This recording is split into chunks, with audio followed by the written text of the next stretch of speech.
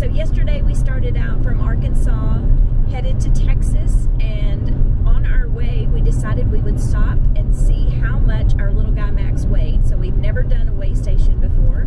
We will go over that process with you in this video. Also, let's just check out the sights of Palo Duro Canyon. We were able to use our drone for the first time outside of the park and legally, by the way, and also share with you a rookie mistake that we made. So stay tuned.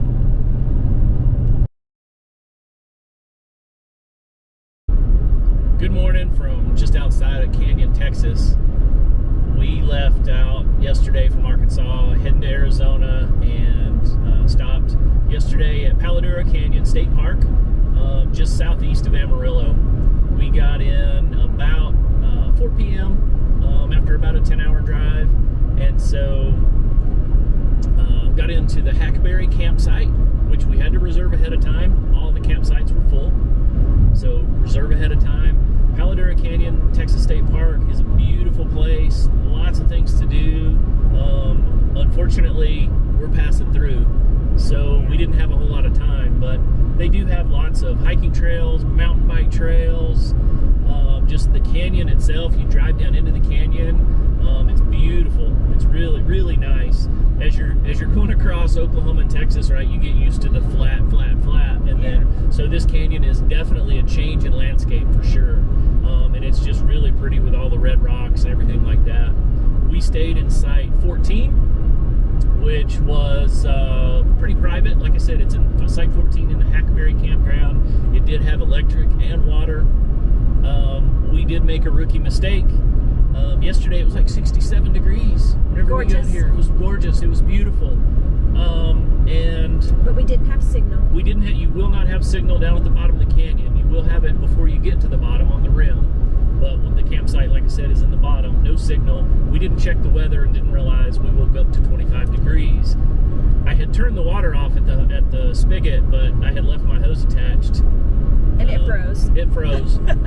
Fortunately, though, nothing burst, no problems. We were able to dump. We were able to, right? I was able to thaw things out. No problems that we're aware of at this point.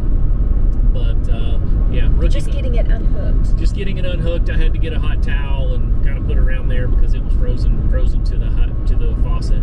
But we got in around 4. We were able to immediately drop the camper. We wanted to utilize what light we had left. Yeah, we wanted to see what we could. They do have a visitor center and a trading post, so we have to get our sticker right everywhere we go. Absolutely. And so, but we wanted to be able to at least have some scenic drives and that kind of thing. It was so close to sunset, we didn't feel comfortable going on any long hikes or anything like that. We didn't want to get stuck out in the dark or anything like that. And we wanted to fly the drone for the first time. Or knowing that it's, inside national parks and most state parks, you can't fly a drone. We wanted to fly the drone around the landscape legally, though. And so what we were able to do is we looked on the map. We found a road that went through the canyon outside of the park, a little ways southeast of the park, but still went through the canyon. Found an overlook, and we'll share some drone footage with you on that right.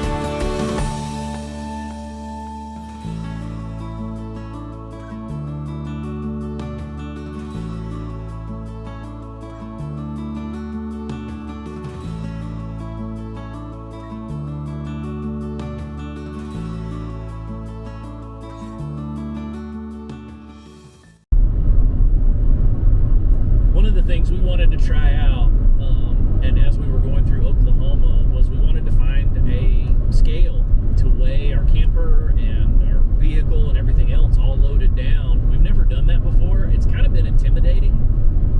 If you look at YouTube videos and that kind of thing, some of them make it seem really complicated and others make it seem really simple. My advice, and what I have heard from others on YouTube to make it simple, download the CAT Scales app on your iPhone or Android onto your phone. You do have to set it up. So you set it up with your name, your email address. You do have to put a payment method in. You do have to put in, I mean, it's built for professional truck drivers. And so, you know, they want to know which company you're with and what your trailer number and your tractor number are and all that kind of stuff, right? So what we did, we filled that out the best we could, indicating that we were private, an RV. Anytime it asked for a number, we could put in just 1111 or 2222. It requires a number, but Is it? I think it's a 4-digit. I think it's 4 digits. Yeah, it requires a number. But you can just make it up. We made one up. And so, like I said, as we were coming across Oklahoma, we found a CAT scale, used the app, and it was it wasn't that difficult.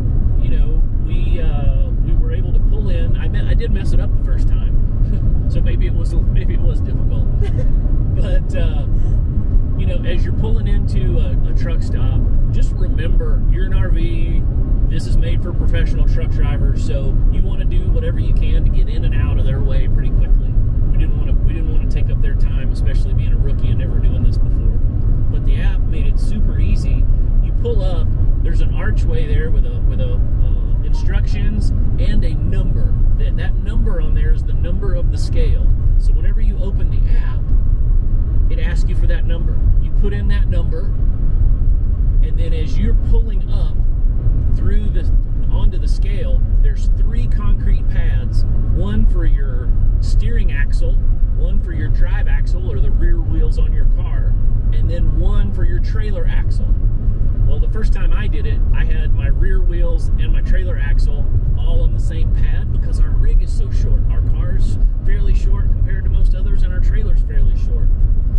And so it weighed both the rear axle and the trailer on the same pad, and so it didn't really work out.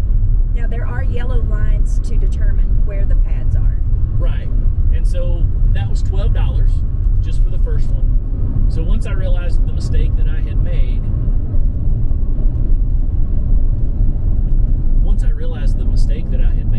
we pulled around, went through it again, and was very careful to put each axle, each wheel on the appropriate weighing pad. And then whenever I used the app, I entered the number again. It asked me if this was a first time weigh. If I had chosen that, it would have charged me $12 again. But it also gave me the option for a re-weigh, which was only $2.50. And because I had done it correctly this time, we got valid results this time. The good news was that even fully loaded, all of our food, all of our clothes, propane tanks filled, batteries. We even had water. We even had a half a tank of water in, and we still came in good under our trailer maximum weight, which is what you want, obviously, right? You don't want to run the risk of having an accident and exceeding your weight. Being safe. But because we never weighed it before, it was always a question in our mind, and this put my mind anyway at ease quite a bit, you know, because we were really, you know, packed out as heavy as we were probably ever going to be, and still came in under the limit that the trailer is specified for. So don't let it be intimidating.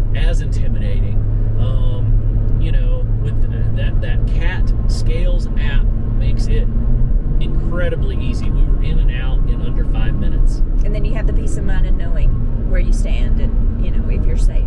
Right. Now, once you get those numbers, supposedly there's a way to calculate tongue weight and all that kind of stuff. I'm still looking that stuff up to kind of figure those things out. So if you have an easy way, yeah, share it with us in the comments below, and that'll help us.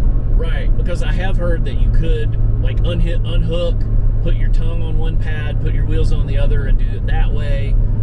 However, gosh, that just seems like a lot. You'd have to pull your car off and then come back around, rehook it